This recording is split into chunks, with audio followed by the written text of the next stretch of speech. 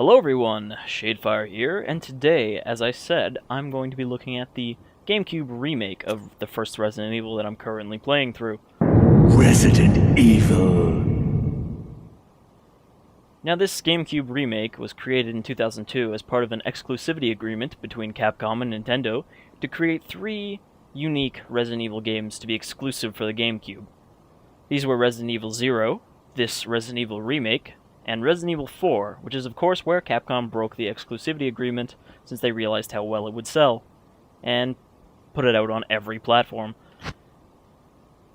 Now, first we get this question. I'm not 100% sure what this question determines. I don't know the ins and outs of the remake quite as well as the first game, despite having never played the first game. Weird as how that works out. But basically, it sounds like a difficulty thing, but I don't think there really is a difficulty. I always just go with mountain climbing.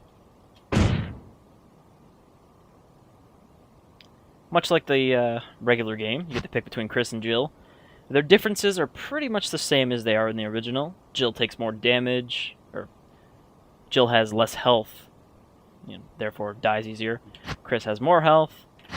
Jill gets the grenade launcher. Chris gets, well, spoilers. Chris gets a flamethrower that he only gets to use in one section of the game. I do believe in this one that Chris actually gets more ammo than Jill, though. He has more ammo just kind of lying around in the levels. We're going to go with Jill for comparison. Sadly, the opening cutscene for this is not live action. Alpha Team is flying around the forest zone, situated in northwest Raccoon City, where we are searching for the helicopter of our compatriots, Bravo Team, who disappeared during the middle of their mission. Haven't found it yet? No, not yet, Brad. Bizarre murder cases have recently occurred in Raccoon City. There are outlandish reports of families being attacked by a group of about 10 people. Victims were apparently eaten. The Bravo team was sent in to investigate, but we lost contact. Look, Chris! Bravo team's helicopter was a derelict.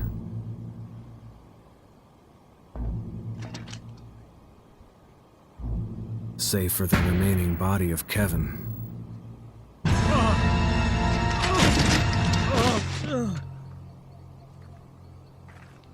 We continued our search for the other members, and it turned into a nightmare.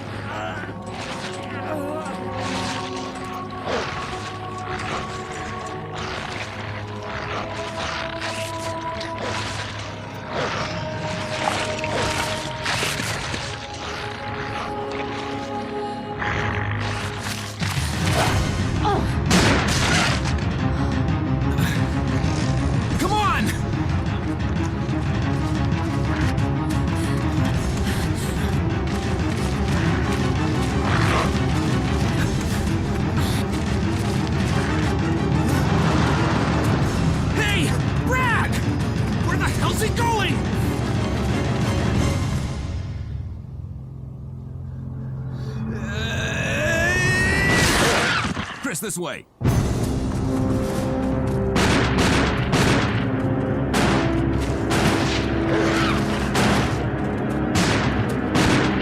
it! Make for that mansion!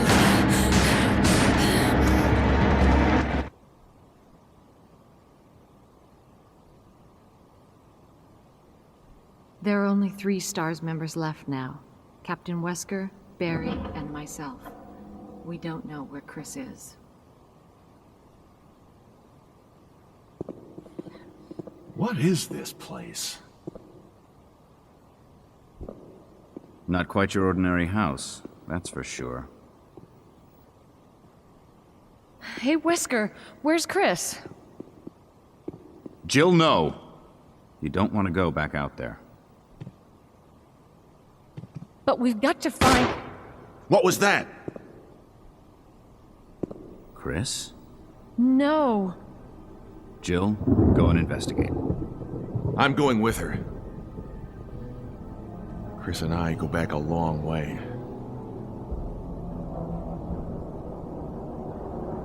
All right. You two go. I'll secure this area. Stay sharp.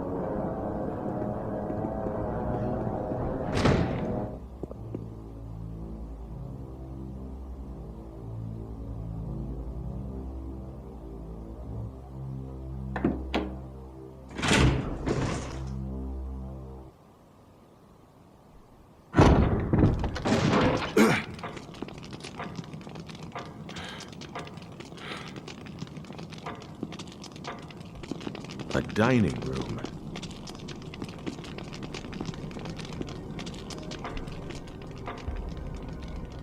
Alright, and just like the first game, or original game, we are given control here. So overall, that cutscene is a much better cutscene overall, but it doesn't really have the campy charm of the original.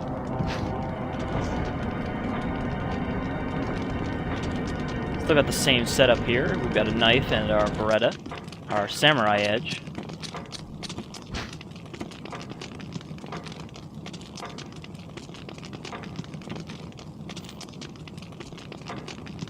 The models are, of course, much nicer on everything in your inventory in this, as well as the character models, as we've already seen from the cutscene. Overall, I think this is a really good-looking game for a GameCube game. I mean, part of that is because they're using pre-rendered backgrounds. I think you'd better take a look at this. Because What of is that, it? everything looks so much nicer.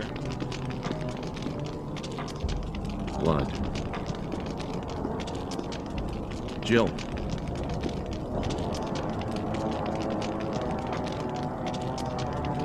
See if you can find any other clues. I'll be examining this. Let's just hope it's not Chris's.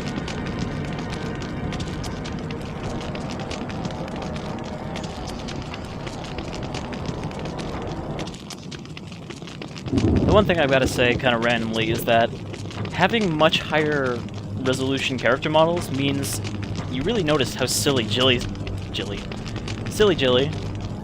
You really notice how silly Jill's outfit is. I mean, she's basically wearing strap-on shoulder pads on top of a blue tank top.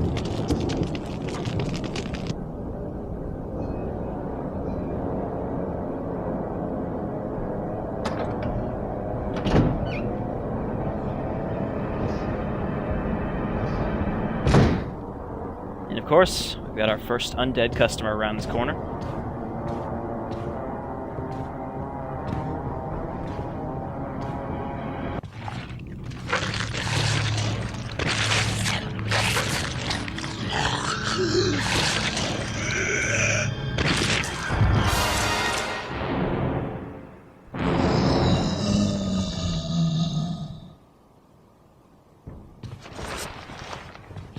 And just like last time, we're gonna run away. You might notice some weird, like, slowdown, especially during cutscenes. That's just part of my recording setup, and one of the reasons I'm not playing through this game instead of the original. Barry! What is it? Look out! It's a monster! Let me take care of it!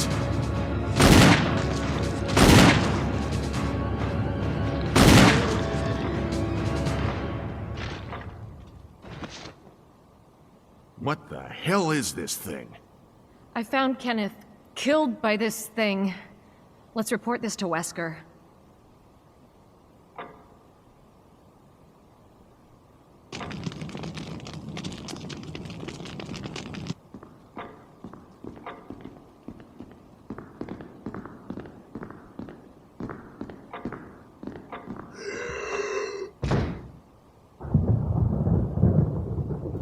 And And then, unlike in the original, the zombie gets up and just kind of walks away because Barry shot him in the chest 3 times.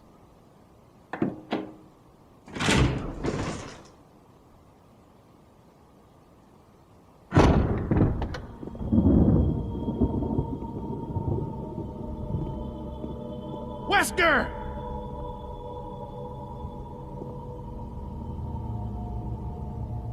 Jill, help me look for him. But let's not leave this hall. Good idea. So, I mean, so far, everything's pretty much exactly the same. However, this opening hall is a little bit different. These doors are all still the same, but like I mentioned in the first video, there is a back area here that doesn't exist in that one. Mainly this door here.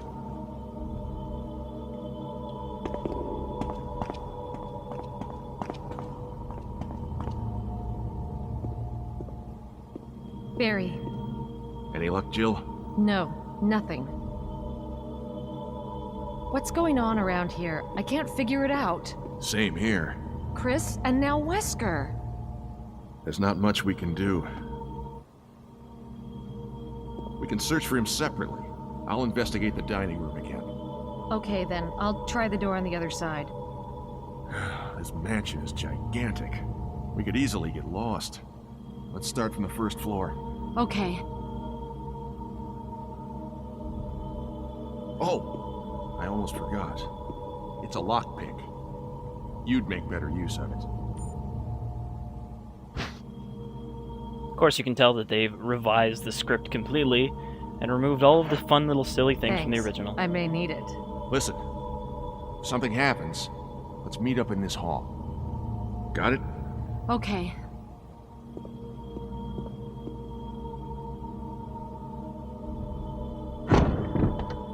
Gotta try one more thing before we head out.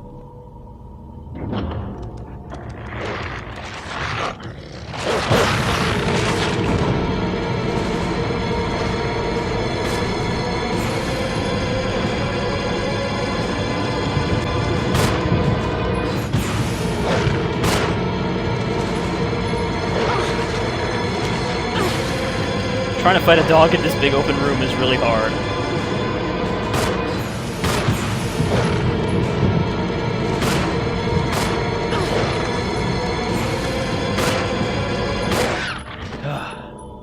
And that's why you don't open the door in the remake.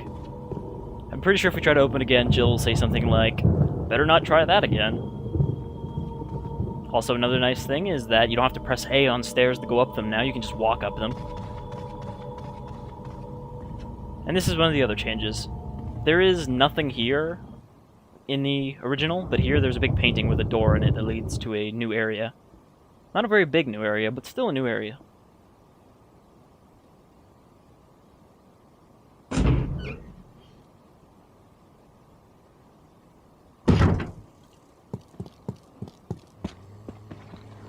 This back here is the graveyard.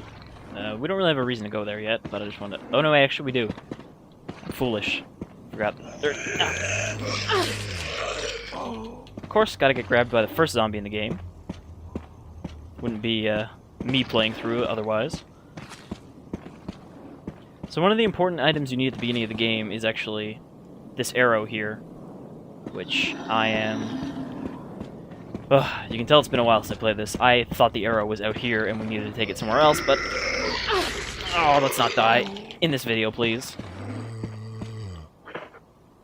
We also don't start with a first aid spray like you do in the original. Maybe that's the difference between mountain climbing and whatnot in the opening questionnaire.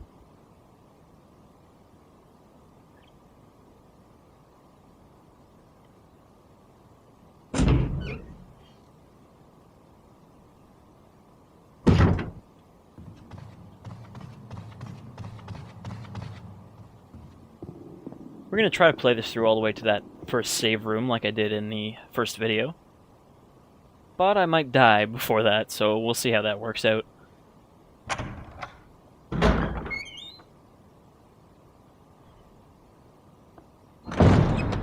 So I still got the map in the jar here.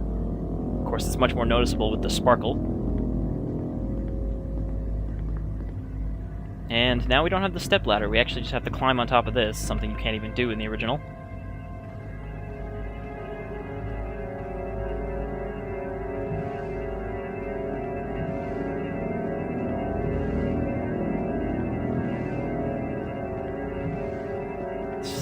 literally shove this over there.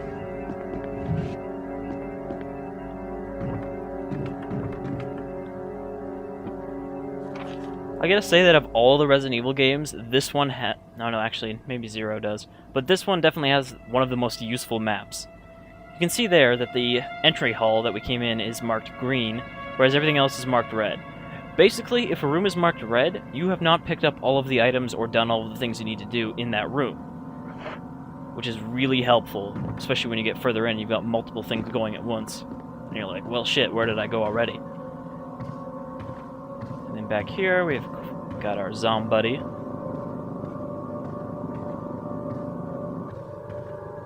Oh no, he's not here until we grab this, which is one of the new items. This is a defense item. These are things that don't take up space in your inventory and are only usable when you're being grabbed by an enemy, as we're about to see. And it explains here too. Basically, you can set it to either auto or manual. I always set it to manual just because sometimes you don't want to waste your defense item, and you'll just take the hit instead. But basically, you can hit a button when you're snagged by an enemy to use your defense item, as we're about to get a chance to do.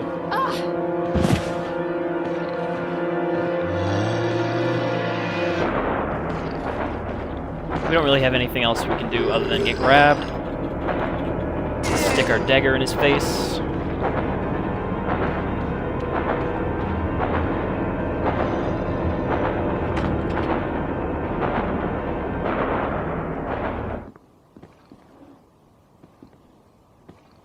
Zombie's still alive, but the music stopped. I wonder if we can trap him in there.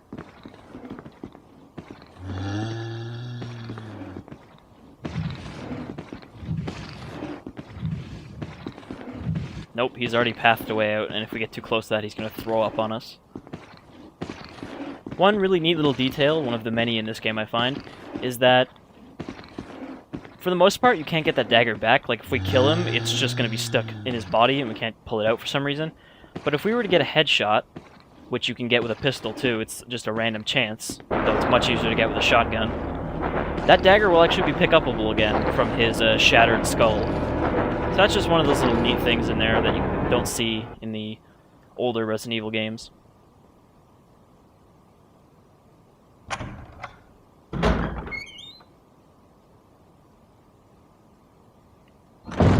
Also another difference there, of course, we need the sword key to get through that first door now, into the dog hallway. If I remember correctly, we have to go up through here. Nope. Need the sword key for that too.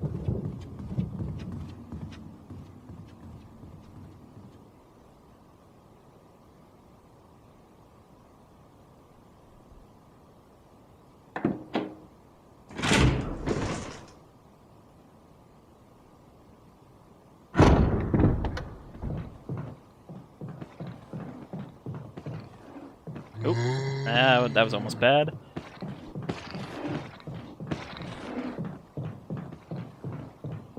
This game just has little touches that are really nice. Like, you can see when I'm running across these old floors that little clouds of dust are coming up. Those are just things you really could not do on the PlayStation version because of technical limitations. And they're neat to see in here. Basically, I just really like this game. And this was the first, like, proper old-school Resident Evil type game I played. My very first Resident Evil game was, of course, Resident Evil 4, and then from there I kind of went backwards. Played this and Zero, and then went further back and played 2 and 3, and Code Veronica. Ugh, Code Veronica. Don't get me started on that one.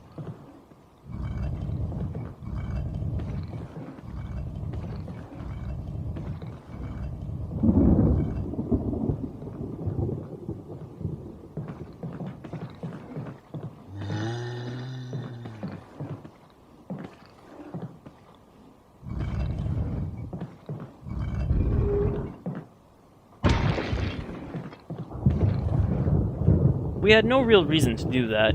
There is a reason to do that later, but honestly right now, Jill is just vandalizing the place.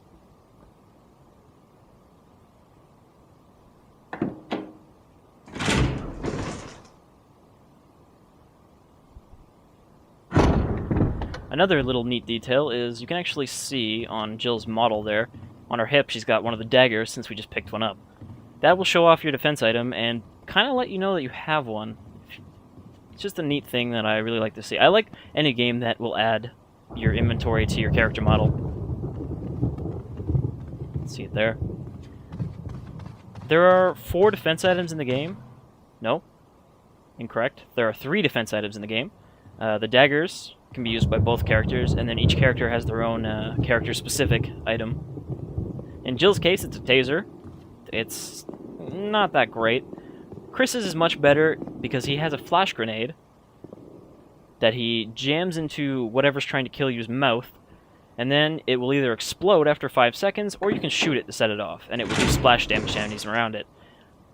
Honestly, I find it's way more useful than Jill's little dinky taser.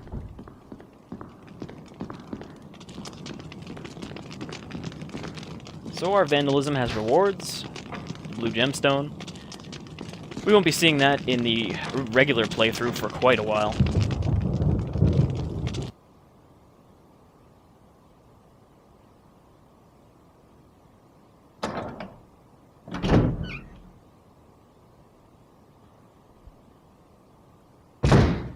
Sadly, despite being developed around the same time, this game lacks one of the major innovations made in Resident Evil 0, which is the ability... Oh, this guy's still there, isn't he? No, it's back there now. Which is the ability to drop items in place, where they will just sit until you come back and pick them up again. There's poor Kenneth.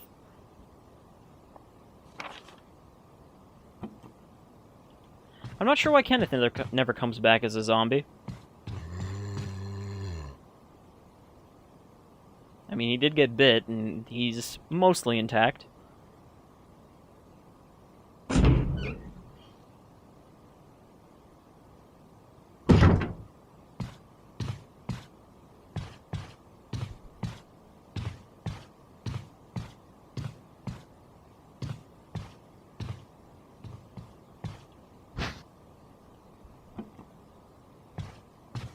Finally, some green herbs.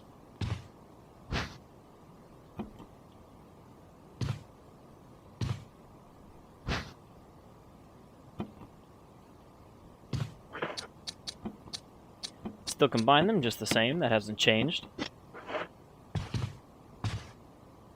And we've also got a dead fellow here. I'm actually not sure how that guy died.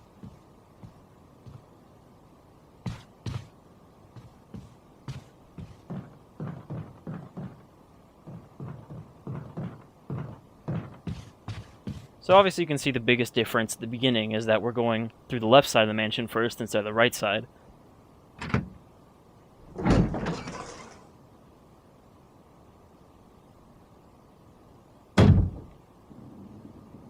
Got a dead guy there. And an even less dead guy somewhere else. I believe this is one of the ankle grabbers, so let's try not to step on his hands.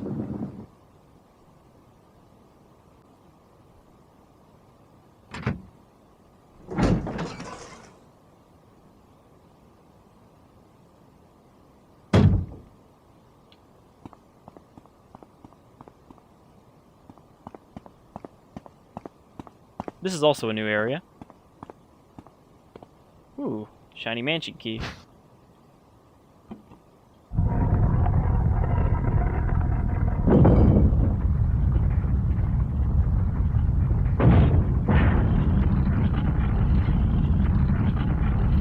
Unfortunately, taking the shiny mansion key activates the spinning Death Knight.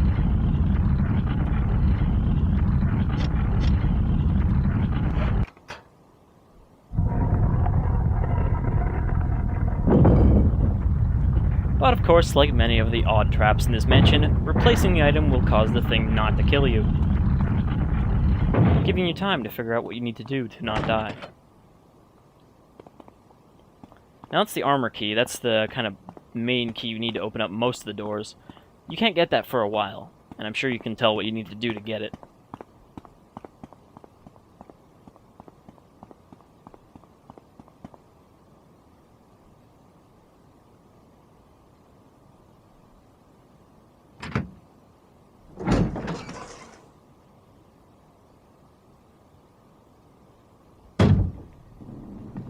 Okay, slip by this guy again. I believe ankle grabbers will only literally grab you if you step in front of them. Like if we were to walk across kind of right between those guys' hands, he would suddenly come alive.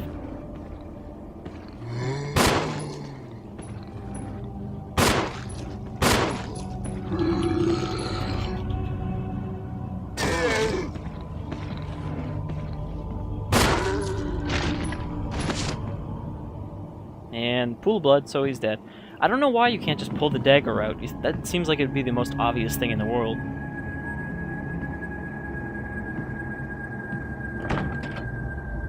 The mirrors in this hallway are a pretty nice touch, though. You can kind of see zombies coming before you go through the right camera angle.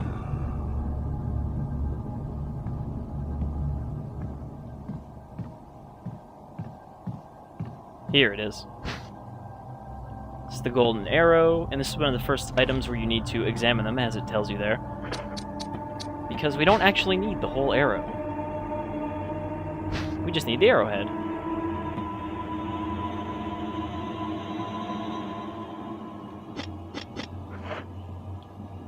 And here's a perfect example of the mirror being helpful. You can see that zombie standing right around the corner. He's pretty easy to deal with, though, since we can just run down the corridor and blast him. I even like the way that zombies react to your shots. I mean, they don't really stop, but just the way they kind of stagger, and sometimes they'll take a step back. Oh, and we got a lucky headshot. So that guy is now completely dead and will not turn into one of the enemies known as Crimson Heads, which are another addition to this game that we won't get to see in this video, sadly. But they add a whole new layer to dealing with zombies, since every zombie you kill you have to worry about potentially coming back.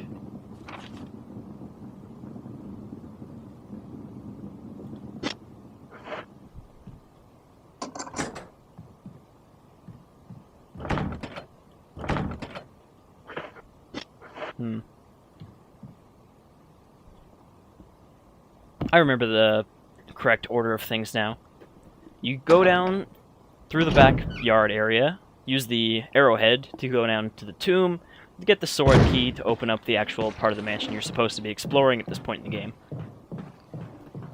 It seems like a bit of an extra step, but it just adds a little bit more to the game. Especially if you've already played it, and then you're like, well, I know what to do. Oh, wait, what's this? Something new. If you've already played the original, sorry. If you already played this game, you're going to know what to do, obviously.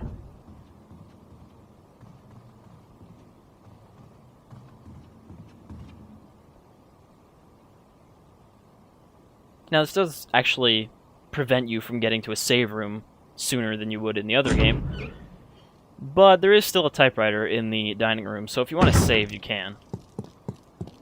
It's not like you have to, put half an hour to an hour into this game before they'll let you save. It just means you have to deal with inventory management until then. There's also another zombie there. He will almost never come after you, but he does have shotgun shells right behind where he starts.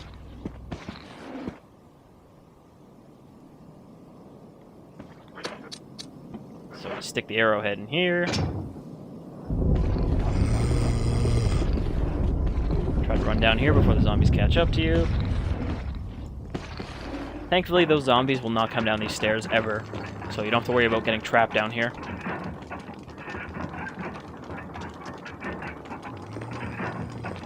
This tomb doesn't exist in the original version of Resident Evil.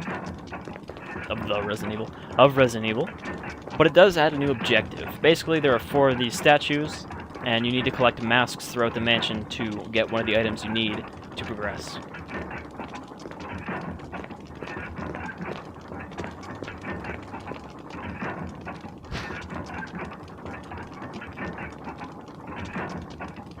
Mainly, we just want this Book of Curse here, which we then turn around and find the mansion key.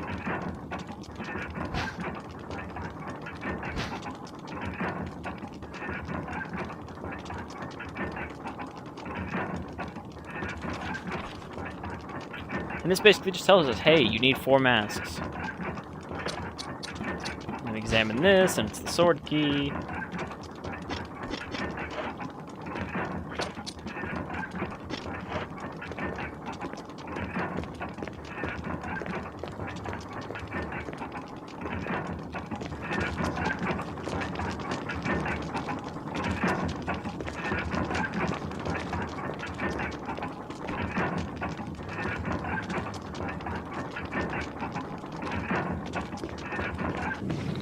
Alright, these guys are still shuffling around up here. Let's see if I can pop them from down here.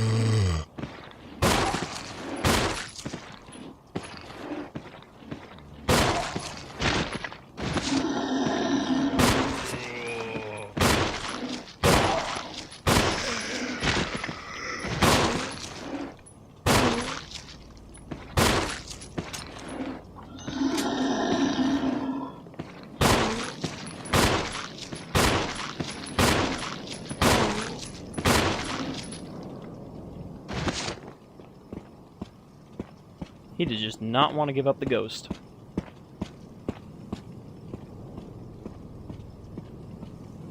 No, and he's not even dead yet. Okay, I can see the bloody shotgun shells. Oh, right. You can just kind of see them on the right side of that gravestone there, but I don't remember how to slip back there. Maybe you can't as Jill. Who knows? Not important, we're not going to get the shotgun in this video.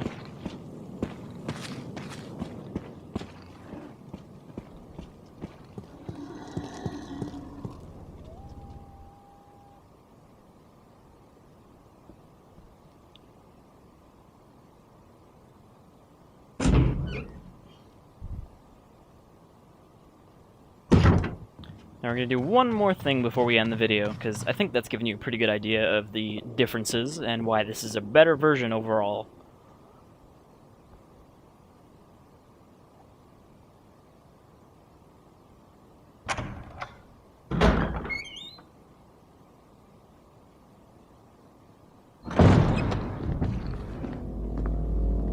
That zombie's still alive, but now he's perpetually trapped by that dresser.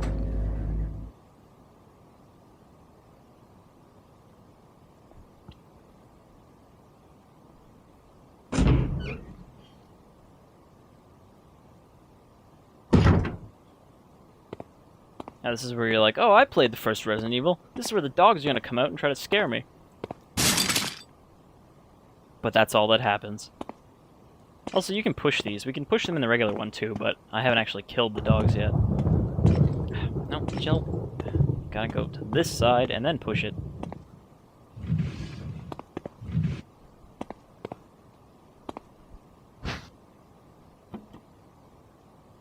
And that nets us another dagger. Sadly, she doesn't just build up a collection of daggers around her belt. That would be kind of neat. Silly, but neat.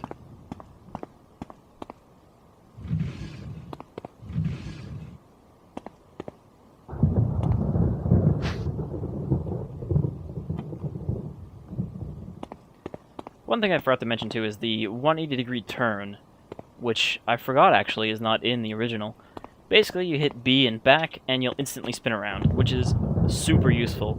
And I actually don't think that was introduced until Resident Evil 3, if I remember correctly. It's just a really handy thing when you have tank controls like this to be able to instantly turn around and start sprinting away from whatever's trying to eat you. Especially because Jill walks backwards really slowly, especially if there's something right in front of you. She'll actually go into a different animation. Let's see if I can show it off here. Normally she just backs up like that, but if there's an enemy in front of you, she will back up slower and have her hands at her sides. I guess we'll end on the bathroom.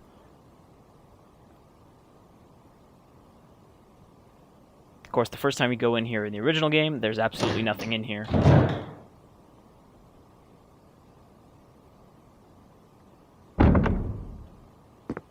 But this time, there's a bathtub full of dirty water.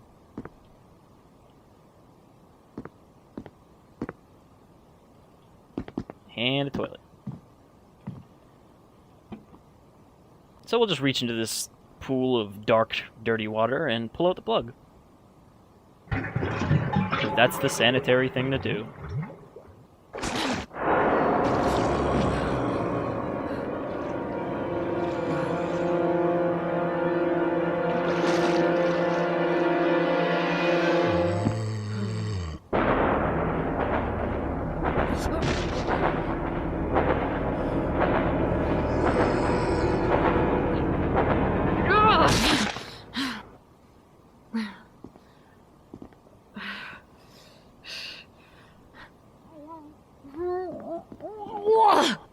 Not really sure how that zombie ended up in the bathtub fully clothed. I mean, if he wasn't fully clothed, you think, oh, maybe this infected guy fell asleep in the tub and died there. But no. He's fully clothed and somehow ended up in the water. Now that little cutscene, that's us a dagger. And we don't lose anything for it, so it's one of the few helpful zombie kills in the game. And with that, I think we're done with this little look at GameCube REmake. Overall, I really enjoyed this the first time I played through it, even though it was kind of difficult. Some of the puzzles are actually a little bit puzzling. Especially one pretty hectic one where you're trying to close a underwater shutter before a giant shark busts down the glass and eats your face. Anyhow, if you're going to play any old Resident Evil game, this is definitely the one to do it. This is the best overall of the classic survival horror Resident Evil games. You know, all the pre-Resident Evil 4 games. This is the best one. It's the most enjoyable, I find, and yeah, I recommend it. Of course, you need a GameCube, and not a lot of people have those anymore. Alright, so I've been Shadefire and Jill, and hopefully I will see you next time in the next episode of Let's Play Resident Evil Director's Cut. If not, well, I hope you enjoy the ride.